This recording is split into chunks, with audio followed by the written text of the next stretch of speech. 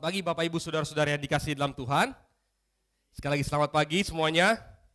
Ya, bersyukur kepada Tuhan kalau hari ini kita semua Tuhan masih izinkan sekali lagi untuk kita tidak hanya kita hidup dan melihat saudara-saudari atau orang-orang yang mengasihi kita, yang kita kasih itu masih ada ya. Tapi kita sangat bersyukur juga, terlebih sangat bersyukur karena Tuhan masih mengizinkan kita untuk beribadah di tempat ini, membaca dan mendengar perkataannya yang ada di dalam Alkitab. Karena itu saya mengundang kita semua untuk membaca bagian firman Tuhan yang terambil di dalam Kejadian pasal 37 ayat 12 sampai dengan 36. Kejadian pasal 37 ayat 12 sampai 36. Dan tema kita di Minggu tanggal 15 Maret 2026 adalah The Unseen Hand. Tangan yang tak terlihat. Saya mengundang kita semua untuk membacanya bersama-sama silih berganti. Saya akan membaca ayat 12. Bapak Ibu, saudara-saudari semua membaca ayat yang ke-13. Demikian seterusnya sampai dengan ayatnya yang ke-36. Dan saya membaca dari terjemahan Alkitab Lembaga Indonesia yang paling baru. Nah, bagi Bapak Ibu, saudara-saudari yang belum mempunyai Alkitab terjemahan baru, boleh pesan ya. Kalau belum saya sediain di slide. Ya, kita baca bersama-sama. Kejadian pasal 37 ayat 12 sampai dengan ayatnya 36.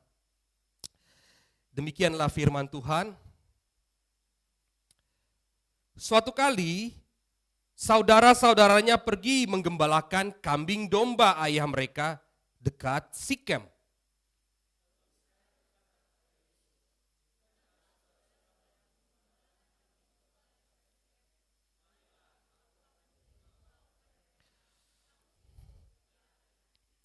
Ayat 14, kata Israel kepadanya, pergilah melihat bagaimana keadaan saudara-saudaramu dan keadaan kambing domba.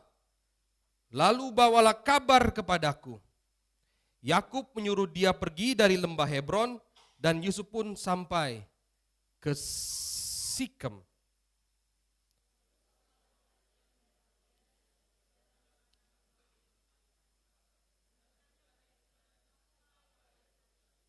Sahutnya, aku mencari saudara-saudaraku. Tolong beritahu aku di mana mereka menggembalakan kambing domba.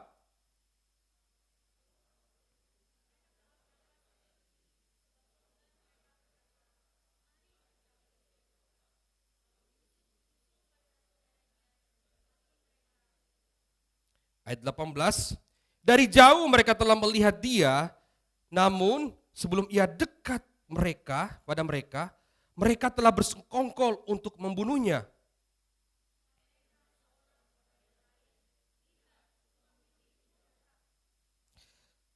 Sekarang, marilah kita bunuh dia dan lemparkan ke dalam salah satu sumur ini. Lalu kita katakan, seekor binatang buas telah menerkamnya. Kita akan lihat nanti apa yang akan terjadi dengan mimpi-mimpinya itu.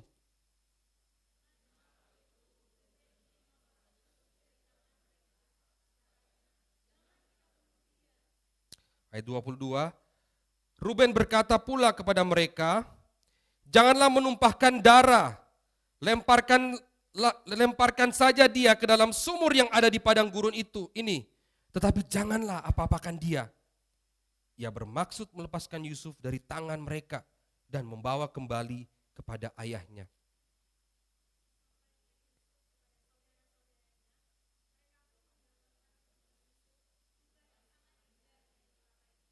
Ayat 24, mereka membawa dia dan melemparkan dia ke dalam sumur. Sumur itu kosong, tidak berair.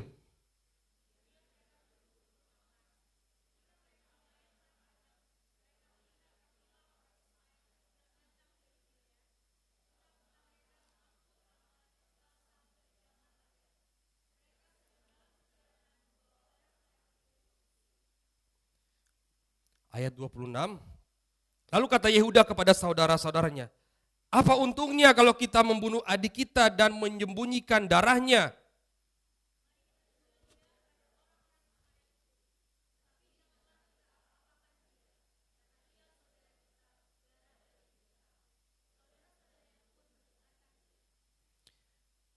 Ketika saudagar-saudagar Midian itu lewat, Yusuf ditarik ke atas dari dalam sumur itu, kemudian dijual kepada orang Ismail itu dengan harga 20 shikal perak.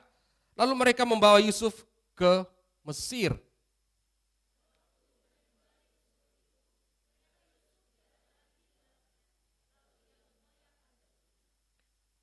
Ayat 30, dan kembali kepada saudaranya katanya, anak itu tidak ada lagi, apa yang harus kulakukan?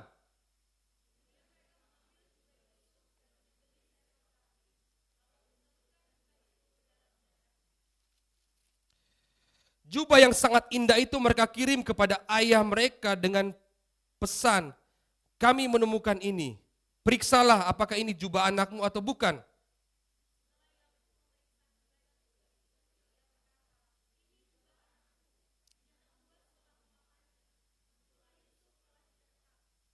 Ayat 34, Yakub pun mengoyakkan jubahnya lalu mengenakan kain kabung pada pinggangnya. Ia berkabung selama berhari-hari karena anaknya itu.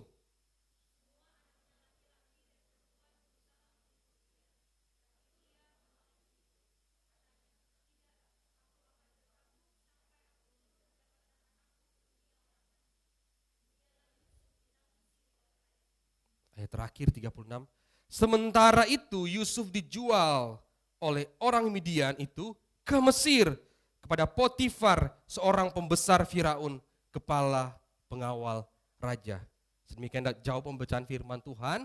Tuhan Yesus berkata, kita diberkati bukan hanya kita membaca merenungkan, tetapi kita juga yang melakukan firman-Nya di dalam kehidupan setiap hari. Bapak Ibu saudara-saudari yang dikasihi dalam Tuhan, beberapa tahun yang lalu saya membaca dan melihat cuplikan video dari seorang hamba Tuhan di Balikpapan, yaitu Pastor Andi Simon, yang melalui doa-doanya, ia menyentuh begitu banyak orang, ia meneguhkan orang-orang yang dia doakan. Dan saya diingatkan melalui pelayanannya bahwa Tuhan itu masih bekerja. Kuasa Tuhan tidak kurang sedikit pun. Dan saya diingatkan bahwa Tuhan masih memakai hamba-hambanya untuk menjangkau banyak jiwa. Menyatakan kuasa dan kemuliaan Tuhan itu masih ada. Dan saya mau mengatakan pada hari ini kepada Bapak Ibu Saudara-saudari dengan jelas dan tegas. Saya percaya ya, mujizat Tuhan itu masih ada dan tetap akan ada. Karena Alkitab kita sendiri penuh dengan mujizat. Pelayanan Tuhan Yesus kita itu banyak dengan mujizat. Dan saya percaya, ya, saya mau katakan, sampai hari ini kuasa Tuhan masih terus bekerja melampaui akal dan pikiran kita. Karena itu Bapak Ibu Saudara-saudari, ketika kita membaca bagian firman Tuhan, kita itu kagum ya, melihat bagaimana Yesus mengubah air menjadi anggur di pesta pernikahan di Kana. Kita kagum ya, kepada Tuhan yang membuat orang lumpuh berjalan, orang buta melihat, bahkan orang mati dibangkitkan. Kita kagum dengan kisah Tuhan yang luar biasa. Dan saat kita melihat hal-hal yang spektakuler, yang ajaib itu, kita dengan lantang atau dengan mudah berkata, puji Tuhan. Tuhan begitu besar. Haleluya Tuhan. Haleluya 3 kali. Betapa besar Engkau Tuhan bekerja. Dan itu respon iman kita. Ketika kita menyaksikan hal-hal yang spektakuler, yang ajaib, itu wajar dan itu baik. Namun firman Tuhan hari ini mengundang kita atau mengajak kita untuk berhenti sejenak. Kita bertanya kepada hati kita dengan jujur. Apakah kita hanya bisa melihat tangan Tuhan bekerja ketika dia melakukan sesuatu yang melampaui atau menggoncang akal dan logika kita. Mari berhenti sejenak. Kita tanya sama diri. Apakah kita hanya bisa melihat tangan Tuhan bekerja ketika dia melakukan mujizat, sesuatu yang ajaib di dalam hidup kita? Ini patut kita renungkan. Bapak Ibu Saudara-saudari yang dikasihi dalam Tuhan. Pernahkah kita kagum kepada Tuhan dan berkata, oh Tuhan, luar biasa Engkau memakai seorang petani anggur yang bangun sebelum matahari terbit, mengolah tanahnya, merawat tanamannya, menunggu atau menantikan berbulan-bulan buahnya ini matang. Kemudian buahnya itu dia panen, diperas, difermentasi berhari-hari, berminggu-minggu, berbulan-bulan, bahkan bertahun-tahun untuk mendapatkan minuman anggur yang berkualitas.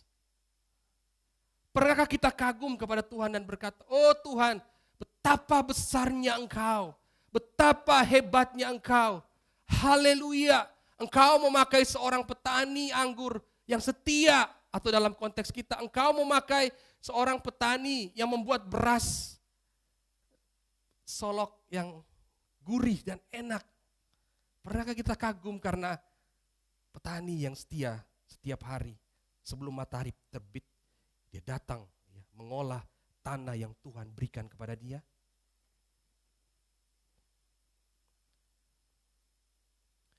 Bapak Ibu Saudara-saudara yang dikasihi dalam Tuhan, Tuhan itu tidak hanya hadir saat di pesta perjamuan di Kana, saat ia mengubah air menjadi anggur. Tuhan itu juga hadir saat yang kelihatannya biasa-biasa saja, yang sebuah kejadian atau sebuah hal yang natural, ia juga hadir bekerja di tempat yang biasa, yang natural. Bapak Ibu Saudara-saudari yang dikasihi dalam Tuhan, membatasi karya Allah hanya pada hal yang spektakuler, ajaib, atau mujizat akan menjadi sangat berbahaya saat badai hidup datang.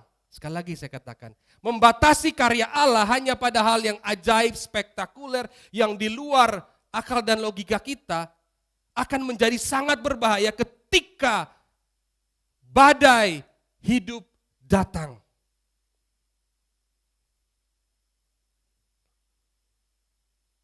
Karena kita terbiasa memuji Tuhan, atau kita cenderung dapat dengan mudah memuji Tuhan saat sakit kita sembuh, saat bisnis kita lancar, saat segalanya tampak baik-baik saja. Kita dengan mudah berkata, Tuhan terima kasih, Engkau begitu baik.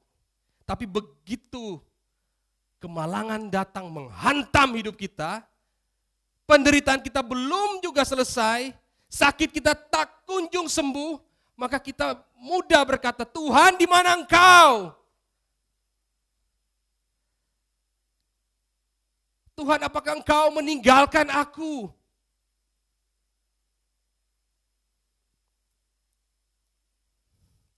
Kita cenderung menganggap Tuhan ada di dalam hidup kita saat kita mengalami keberuntungan. Dan kita cenderung menganggap Tuhan itu pergi meninggalkan kita, atau Tuhan pergi mengabaikan kita saat kita dalam kemalangan. Kita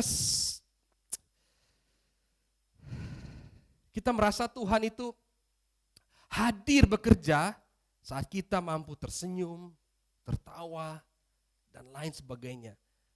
Dan Tuhan itu sepertinya tidak hadir saat kita sedang menangis, terluka, sakit hati, dan lain sebagainya. Saudara-saudari yang dikasihi dalam Tuhan, jika hari ini saudara-saudari termasuk saya hidup di tengah rutinitas yang membosankan, sakit juga yang belum sembuh, kita hidup di keluarga yang tidak ideal, pasangan kita melukai kita, pergi meninggalkan kita.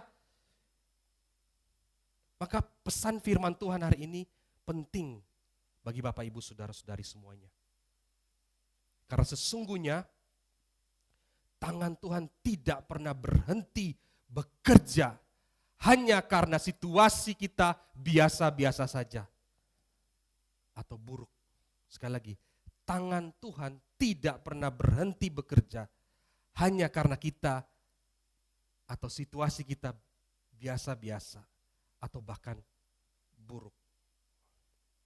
Karena itu di dalam perikop yang kita baca di dalam kitab Kejadian pasal 37 ayat 12 sampai 36, kita tidak akan menemukan suara Tuhan yang menggelegar berbicara kepada Yusuf dan Yakub.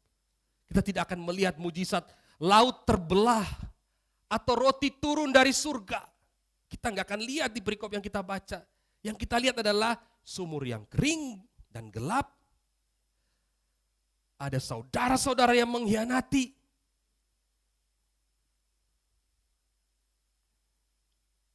Ada seorang pemuda yang dijual oleh saudara-saudaranya menjadi seorang budak. Kita tidak akan menyaksikan hal-hal yang spektakuler di sana, yang ajaib.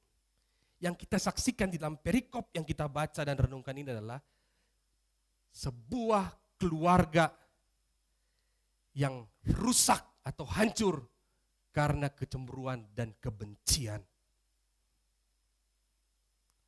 Tetapi justru di balik keluarga yang hancur dan rusak itu, di balik setiap peristiwa-peristiwa yang kelam dan gelap itu, Tuhan menyatakan kuasa dan kemuliaannya. Di balik semua itu ada tangan Tuhan yang tidak kelihatan itu bekerja di baliknya. Seperti seorang petani ya, yang menanti dengan sabar buah anggurnya atau padinya yang berkualitas, demikian pula Tuhan dengan sabar merancang sebuah rencana keselamatan melalui keluarga yang hancur dan berantakan ini. Sebuah rancangan yang indah yang melampaui pemahaman dan penglihatan manusia. Karena itu marilah kita melihat bersama-sama lebih dekat bagian perikop ini. Bagaimana tangan Tuhan yang tak terlihat itu bekerja di balik keluarga yang hancur ini. Yang pertama, Bapak Ibu Saudara-saudari, kita akan melihat tangan Tuhan bekerja melalui hal-hal yang tampak biasa. Jika kita membaca Kejadian pasal 37 ayat 12 sampai 17, kita bisa lihat dengan terbuka bagian ini biasa saja ya. Tidak ada Tuhan memanggil di sana. Tidak ada doa Yusuf atau Yakub ya. Tidak ada demikianlah firman Tuhan. Yang ada adalah, hai Yusuf, pergilah lihat saudara-saudaramu dan kambing dombanya. Apakah mereka baik-baik saja? Gak ada sesuatu yang spektakuler Bapak Ibu. Yusuf tidak sedang melakukan pelayanan yang besar. Ia tidak sedang menjalankan panggilan yang luar biasa, spektakuler. Ia hanya taat pada tugas rutin atau tugas harian yang sederhana. Dia hanya menjalankan perintah biasa saja dari papanya. Namun disinilah pesan rohani yang ingin disampaikan. Yang sangat penting bagi kita. Seringkali kita berpikir Tuhan bekerja ketika kita melakukan hal-hal yang besar. Ketika kita sedang mengambil keputusan yang besar tentang hidup kita. Tetapi keputusan-keputusan yang kecil kita anggap ya Tuhan tidak bekerja di sana. Kita cenderung lebih berpikir bahwa Tuhan itu hadir ketika ada sesuatu yang urgen di sana. Ya, yang harus kita doakan, tetapi hal biasa Tuhan itu sepertinya ya nggak perlulah, dia nggak bekerja. Bapak Ibu Saudara-saudari yang dikasih Tuhan, bukan karena pelayanan besar atau kebutuhan besar, atau saat kebaktian, kebangunan rohani, KKR, maka Tuhan hadir. Karena di sana ada mujizat yang besar. Enggak, Bapak Ibu Saudara-saudari. Perikop kita itu menyatakan, justru di dalam tugas rutinitas, keseharian Yusuf, Tuhan itu merancangkan rencana keselamatan dari aktivitas yang tampaknya biasa saja.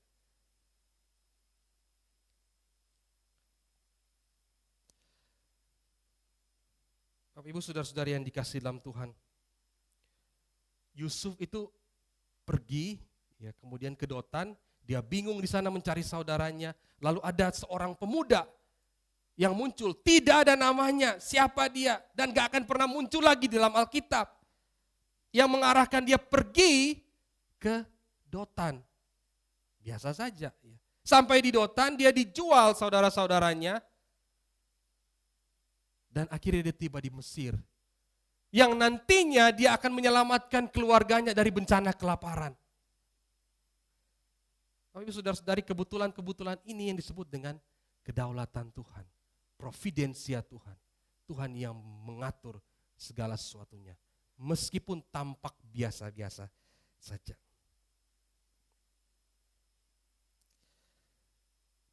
Artinya begini Bapak Ibu Saudara-saudari, Tuhan itu tidak menunggu momen yang besar baru dia mulai bekerja. Dia bekerja bahkan di tengah-tengah rutinitas Bapak Ibu Saudara-saudari. Hal-hal yang tampaknya biasa, Tuhan itu bekerja. Tuhan itu bekerja dalam kebaktian Bapak Ibu di rumah ini, di gereja ini, di kamar Bapak Ibu. Tuhan itu bekerja. Tuhan tidak hanya bekerja di KKR yang besar-besar itu, enggak. Kita membatasi karya Tuhan di dalam hidup kita. Yang kedua, Bapak Ibu Saudara-saudari yang dikasihi dalam Tuhan,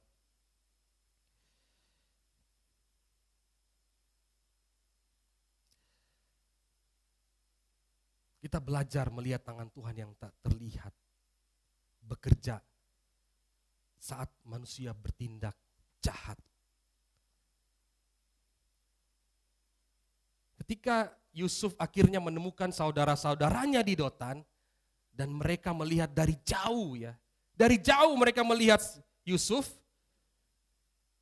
dan merancangkan sesuatu yang jahat. Jadi bukan keputusan tiba-tiba, ya, bukan karena Yusuf tiba-tiba melakukan sesuatu langsung mereka melakukan kejahatan, enggak. Dari jauh Yusuf mereka lihat dan mereka bersekongkol, bermufakat, ya. Berarti ini kejahatan yang bukan tidak berencana, ini kejahatan berencana, ya. Kalau ditangkap ini pasal berlapis-lapis Bapak Ibu. Ini bukan kejahatan yang sebab akibat yang terjadi begitu cepat. Tapi dari jauh, ya, mereka sudah melihat saudaranya. Mereka tidak melihat saudaranya itu sebagai saudara, harus dikasih, enggak. Mereka lihat ancaman datang ini. Si tukang mimpi datang. Ya. Saudara, ketika mereka bilang si tukang mimpi, itu bukan saja mengolok-olok Yusuf, ya, bukan saja mengejek Yusuf, enggak. Ketika mereka mengatakan si tukang mimpi itu, mereka sedang menolak masa depan yang Tuhan nyatakan melalui mimpi-mimpi Yusuf. Sekali lagi, ketika mereka berkata si tukang mimpi itu, bukan sekedar mereka menghina Yusuf yang tukang mimpi. Itu sama artinya mereka menolak rencana Tuhan, rancangan Tuhan kepada Yusuf melalui mimpinya. Mereka itu seperti mau beradu. Kita lihat ya, apakah mimpinya itu terjadi atau enggak. Kita lihat. Mereka sedang bertaruh kepada Tuhan, apakah Tuhan benar-benar berdaulat dalam setiap hidup atau rencana, dalam setiap hidup manusia. Karena itu mimpi Yusuf, ya. Dia hanya menyatakan apa yang dia lihat di dalam mimpinya. Orang bermimpi, tapi dihentikan mimpinya Bapak Ibu Saudara-saudari. Setelah Yusuf tiba, ya, di hadapan saudara-saudaranya, ya, tidak sama sekali bisa membela diri. Langsung dilucuti jubahnya. Ya, jubah kebanggaan ayahnya dirampas oleh saudara-saudaranya. Simbol ya dari kasih ayahnya itu dilucuti. Dia kemudian dilempar di dalam sumur yang kering, gelap dan dalam itu. Lalu yang mengerikan bagi saya adalah Alkitab mencatat mereka itu sesudah itu pergi makan, Bapak Ibu. Habis lempar saudaranya di dalam sumur yang kering gelap itu, lalu mereka makan menikmati roti. Ini dingin sekali Bapak Ibu ya. Gak ada rasa penyesalan sama sekali. Mereka menikmati dosa dengan tenang Bapak Ibu. Ini buang saudaranya di dalam, lalu mereka makan dengan tenang. Bapak Ibu saudara-saudari yang dikasih Tuhan, tapi perhatikan ya, Alkitab tidak pernah mengatakan Tuhan menyetujui ya, rencana mereka. Enggak ya. Alkitab tidak mencatat Tuhan setuju dengan rencana jahat saudara-saudaranya. Kejahatan tetaplah kejahatan, ya. Pengkhianatan tetaplah pengkhianatan. Tapi di saat yang sama Alkitab ingin menunjukkan bahwa kejahatan itu meskipun dia tetap jahat, pengkhianatan itu meskipun tetap pengkhianatan, tetapi Tuhan tidak pernah lepas kendali. Tuhan tetap berdaulat mengontrol, sekalipun ya kejahatan tetap kejahatan, pengkhianatan tetap pengkhianatan. Meski mereka mengubah rencana mereka dari yang mau membunuh, jangan deh, gak usah dibunuh, itu saudara kita jual aja dia. Kita jual aja. Dan kebetulan Bapak Ibu Saudara-saudari, ada kafilah Ismail lewat. Dan mereka jual saudaranya kepada kafilah itu. Bapak Ibu Saudara-saudari yang dikasihi dalam Tuhan, semuanya tampak kebetulan, tampak biasa. Tapi justru disitulah tangan Tuhan yang tak terlihat itu sedang bekerja luar biasa. Saudara-saudara Yusuf berpikir Bapak Ibu, mereka dapat menghancurkan mimpi-mimpi Yusuf. Tetapi justru tindakan mereka itu membuka jalan mimpi Yusuf akan terwujud. Saudara, pikiran manusia itu pengen menghancurkan mimpi seseorang. Tapi dia gak sadar justru tindakan itu adalah tindakan yang membuka jalan Yusuf akan mewujudkan mimpi-mimpinya. Bapak Ibu saudara-saudari yang dikasihi dalam Tuhan, di sini Alkitab mengajarkan satu hal yang penting. Manusia bertanggung jawab penuh atas kejahatannya, namun Tuhan tetap berdaulat penuh atas arah hidup manusia. Apa yang dimaksudkan Bapak Ibu saudara-saudari? Artinya Tuhan tidak menciptakan dosa. Sekali lagi, Tuhan tidak menciptakan dosa. Tuhan tidak merancangkan kejahatan. Tetapi Tuhan tidak pernah kehilangan kendali kepada manusia-manusia yang berbuat jahat dan dosa itu. Sekali lagi, Tuhan tidak menciptakan dosa, Tuhan tidak merancangkan kejahatan, tapi Tuhan tetap pegang kendali terhadap orang-orang yang jahat ini, yang berdosa ini. Sesuatu yang dimaksudkan menghancurkan hidup manusia, justru dipakai Tuhan menyiapkan rencana keselamatan. Ternyata Tuhan bekerja di balik segala sesuatu yang tampak biasa dan kebetulan. Bahkan bekerja ketika orang lain berbuat jahat di hidup kita. Yang ketiga, Bapak Ibu Saudara-saudari, tangan Tuhan tetap bekerja saat hidup sangat terasa begitu gelap. Saudara, kalau kita baca di Kejadian pasal 37 ayat 29 sampai 35, kisah itu setelah Yusuf dijual tidak diteruskan langsung ke Mesir, enggak. Cerita itu berpaling, ya kita diperhadapkan di rumah Yakub. di ruang duka, di rumah seorang ayah yang sunyi itu, di rumah yang sunyi itu. Ketika hati seorang ayah sedih karena melihat apa? Jubah yang dulu dipakainya, dipakai oleh anak yang dikasihnya, ini berlumuran darah. Dia tahu itu jubahnya, dia tahu itu jubah yang dia berikan kepada anaknya Yusuf. Dan dia punya kesimpulan bahwa anakku telah diterkam oleh binatang buas. Bapak Ibu saudara-saudari, disinilah puncak ya, emosi dari kisah keluarga ini. Puncak emosi itu bukan saat Yusuf di dalam sumur, bukan saat Yusuf dijual kepada kafilah Ismail, tetapi di sini ketika hati seorang ayah melihat anak yang dikasihnya itu hilang, mati, hancur hatinya. Anak yang dia besarkan, yang dia didik, mati. Disitulah emosi yang paling besar Bapak Ibu. Bapak Ibu yang pernah kehilangan pasti merasakannya. Karena itu Alkitab mengatakan dia mengoyakkan bajunya. Dia menggunakan pakaian kabung. Ia berkabung berhari-hari dan Alkitab mencatat ia menolak untuk dihibur. Ini kehilangan yang luar biasa Bapak Ibu. Hati hancur. Dibohongi oleh anak-anaknya. Dia menolak untuk dihibur. Tidak ada kata Tuhan di sana. Yakub, aku sedang bekerja untuk keluargamu. Gak ada Bapak Ibu.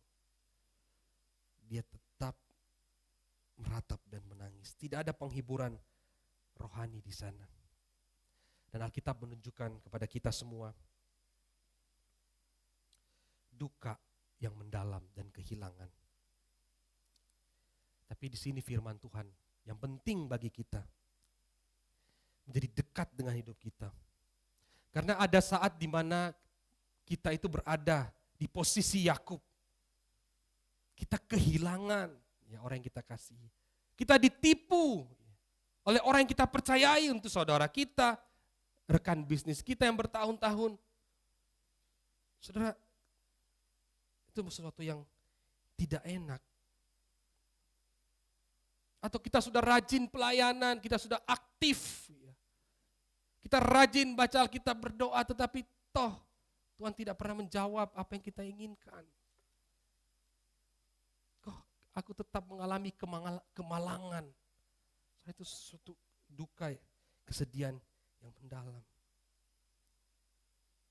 Tapi Alkitab tidak catat bahwa Tuhan langsung menghentikan kesedihan Yakub. Enggak. Berhenti Yakub menangis, enggak ada di sana. Tuhan tidak memaksa Yakub, cukup, sudahlah. Ya, ada aku ini yang memimpinmu bertahun-tahun. Enggak ada Tuhan ngomong kayak gitu, Bapak Ibu. Tuhan mengizinkan Yakub untuk meratap. Alkitab membiarkan kita tetap bersedih dan menangis. Itu emosi yang harus kita keluarkan ya. Itu bukan sesuatu yang salah. Ketika Bapak Ibu kehilangan sesuatu, ketika Bapak Ibu dikhianati oleh orang yang paling dikasihi dan kita menangis, ya, itu bukan menunjukkan iman kita lemah. Katanya anak Tuhan kok nangis? Enggak ya. Tuhan membiarkan, memvalidasi emosi kita. Iman yang sejati atau iman yang kuat itu bukan iman yang selalu tersenyum ya. Supaya terlihat beriman, maka kita enggak mau tunjukkan kesedihan kita. Iman yang bertahan di tengah air mata, itu iman yang benar. Bukan saat ketawa-ketawa, enggak. Itu tidak menunjukkan bahwa kita beriman ya. Iman itu kita ditunjukkan kita bertahan ya, meskipun di tengah kesedihan, meskipun keluarga kita tidak baik-baik saja, meskipun bisnis kita tidak baik-baik saja, meskipun penyakit kita bertahun-tahun belum sembuh, kita tetap bertahan percaya kepada Tuhan. Ada di balik setiap peristiwa.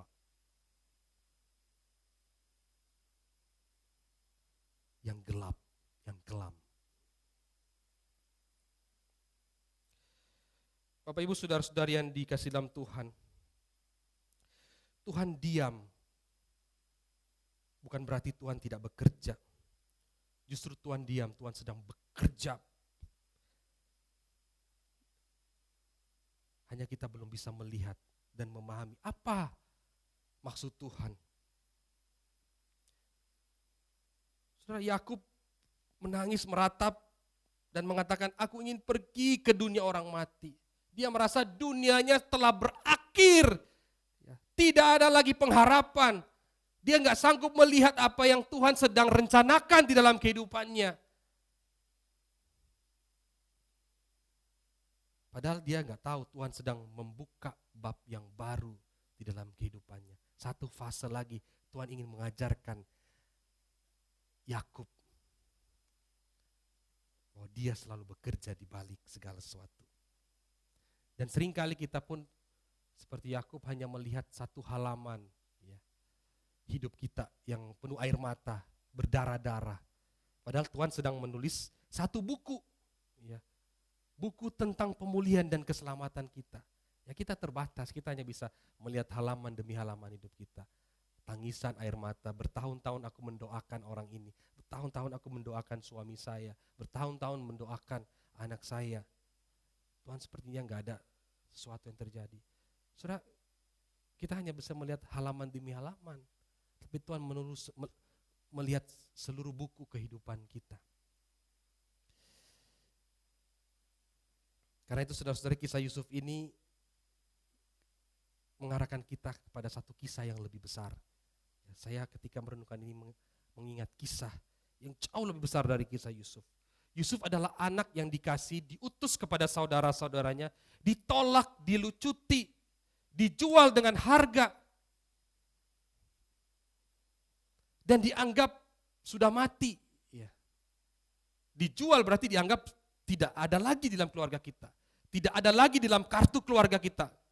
Meskipun secara raga atau fisik belum mati, tapi kalau dikeluarkan dari keluarga, itu dianggap tidak ada lagi. Kamu bukan saudaraku lagi, kamu mati dengan kata lain. Kita tidak ada hubungan lagi. Semua ini merujuk kepada cerita yang jauh lebih besar. Cerita Tuhan kita Yesus Kristus. Dia anak Bapa, diutus kepada umatnya, ditolak, dilucuti, dihina, dijual dengan harga, dihianati. Tapi dia enggak masuk di lubang sumur seperti Yusuf. Dia masuk ke dalam alam maut. Di tempat yang tampaknya Tuhan tidak sanggup menjangkaunya. Di tempat yang tampaknya Tuhan enggan ada di tempat itu. Tapi Tuhan sendiri masuk ke dalam lembah yang paling dalam yang ditakuti oleh manusia. Di dunia orang mati, Tuhan masuk. Dari jurang maut kita melihat, dia turun ke dalam. Di dalam kedalaman yang paling gelap, Tuhan menunjukkan kemenangan. Ia tidak kalah ketika dia turun, tapi dia bangkit, Bapak Ibu. Ia bangkit dari dalam itu yang menunjukkan bahwa tidak ada kedalaman dosa, tidak ada penderitaan, tidak ada kematian yang berada di luar jangkauan karya penebusannya. Ia masuk ke dalam tempat yang paling ditakuti oleh manusia. Apa yang akan terjadi sesudah aku mati? Dia tidak menghindar dari penderitaan. Dia masuk di dalam penderitaan itu. Dia mengalaminya untuk menunjukkan bahwa tidak ada penderitaan. Tidak ada dosa yang terlalu besar. Tidak ada kematian yang menakutkan, yang tidak bisa dijangkau oleh karya penebusannya. Tidak ada yang dapat memisahkan kita dari kasih Kristus. Pelanggaran, penderitaan, kematian, tidak ada. Karena dia sudah terlebih dahulu masuk ke dalam itu. Sehingga kita dapat berkata, hai maut, di manakah sengatmu? Tidak ada kasih yang lebih besar dari kasih Tuhan untuk kita hari ini, yang hadir di gedung ini maupun yang menyaksikan lewat live streaming. Karena itu apa yang harus kita lakukan Bapak Ibu Saudara-saudari?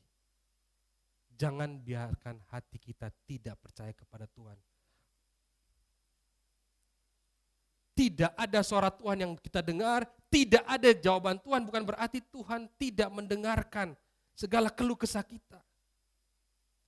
Percayalah kepada Tuhan. Ketika jalan itu tidak atau belum terlalu jelas, masih samar-samar, percayalah kepada Tuhan. Dia bekerja di balik segala sesuatu. Yang kedua, Bapak Ibu, apa yang kita lakukan? Jangan biarkan kasih kita menjadi dingin, sama seperti saudara-saudara Yusuf yang tidak lagi punya kasih melihat Yusuf. Jangan kita melihat orang yang punya mimpi, punya cita-cita, punya angan-angan, kita patahkan, bahkan dengan sengaja kita gagalkan. Meskipun kita merasa kita mampu menggagalkan seseorang, keinginan, kehendak seseorang, kita nggak pernah tahu hidup seseorang. Tuhan yang pegang kendali. Malahan bisa jadi rencana kita yang tidak baik kepada orang itu justru membuka jalan bagi orang itu mewujudkan apa yang Tuhan sudah rencanakan di dalam hidupnya. Jangan biarkan kasih kita dingin. Percaya Tuhan selalu bekerja di balik segala sesuatu. Yang ketiga Bapak Ibu, jangan biarkan hati kita kehilangan pengharapan. Ada saat kita di dalam sumur yang gelap, ada saat kita dikhianati saudara-saudara. Tapi kalau Tuhan bisa menyelamatkan Yusuf, kalau Tuhan sudah datang ke dalam dunia, masuk ke dalam alam maut dan bangkit, maka apapun hidup kita hari ini, betapapun gelapnya, kelamnya hidup kita, keluarga kita, pekerjaan kita, usaha kita, betapapun gelapnya di mata orang lain, Bapak Ibu, sepertinya tidak ada harapan, dunia segalanya telah berakhir, gak ada kesempatan lagi buat kamu. Gak ada. Percayalah, Tuhan bekerja, menuliskan karyanya dalam hidup kita. Dia belum berhenti, 1 halaman, 2 halaman. Dia menuliskan 1 buku kehidupan kita untuk menyelamatkan dan memulihkan hidup kita. Amin.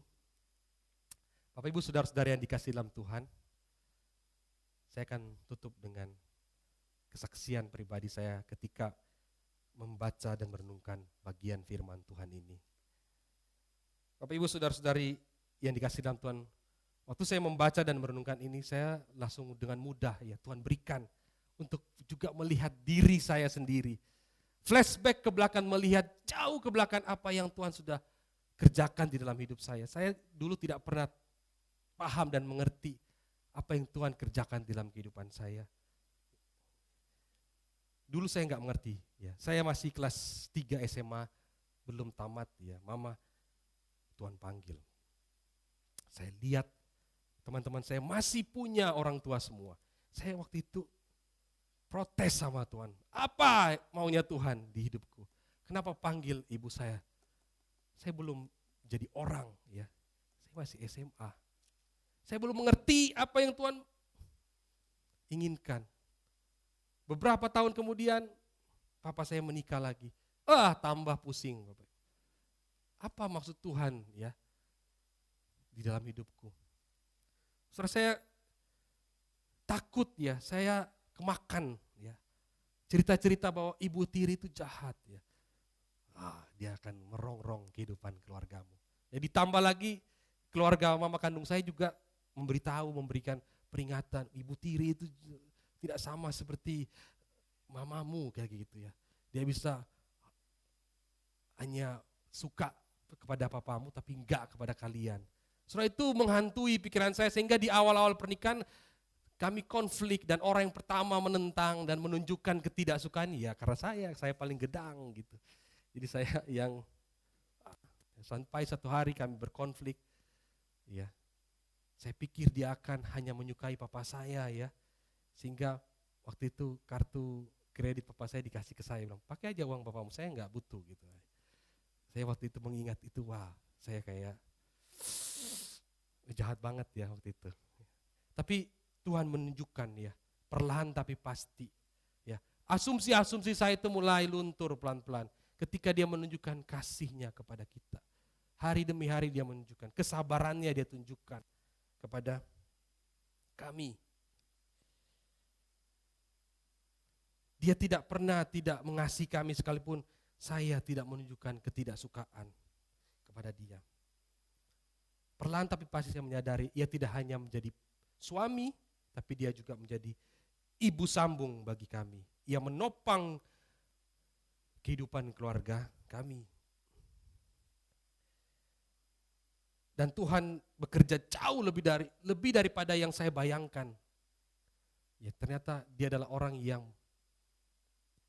pertama yang mendukung ya saya untuk sekolah di seminari. Dia mendukung tidak hanya moral, ya, emosi, dia juga mendukung secara materi. Nah, itu membuat saya melihat bagaimana Tuhan bekerja. Dulu saya nggak mengerti apa yang sedang Tuhan kerjakan. Yang saya tahu hanya, aduh Tuhan, kok kayak gini hidupku. Saya bingung, hilang. Ya udah hidup aja gitu. Nggak tahu apa yang Tuhan mau. Tapi hari ini firman Tuhan berbicara pribadi kepada saya. Tangan Tuhan itu sedang merenda suatu karya yang indah yang tidak pernah kita bayangkan atau pikirkan. Karena hidup saya masih Tuhan berikan kesempatan, hidup saya belum selesai, itu berarti Tuhan masih terus merenda hidup saya. Tuhan masih terus menunjukkan halaman demi halaman apa yang hendak dia ingin lakukan di dalam kehidupan saya. Saya tidak tahu Tuhan mau bawa saya kemana. Saya nggak tahu cerita selanjutnya, tapi saya percaya dan saya imani selagi Bapak Ibu dan saya hidup, tangan Tuhan yang tidak kelihatan itu masih terus bekerja di dalam hidup kita. Amin. Mari kita berdoa.